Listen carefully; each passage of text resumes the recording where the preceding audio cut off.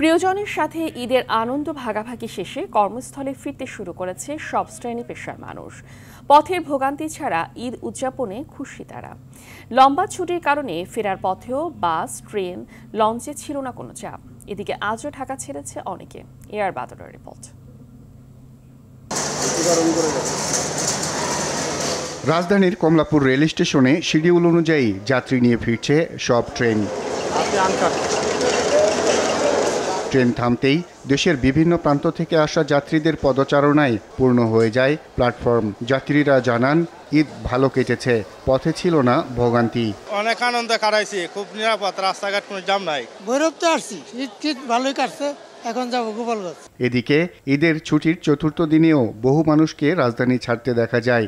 ঈদে যারা ছুটি পাননি, প্রিয়জনের সাথে সময় কাটাতে রওনা দেন তারা। আবার কেউ কেউ পরিবার পরিজন নিয়ে যাচ্ছেন ঘুরতে। ঈদের সময় প্রচুর ভিড় থাকে, তো এই জন্য আর কি ভাবলাম যে ঈদের কিছুদিন পর গেলে মানুষ কম থাকবে, তাই যাচ্ছে এই জন্য যে ঈদের পরে গেলে রিল্যাক্স আরামে যাব, কিন্তু তা হলো না ভাগ্য।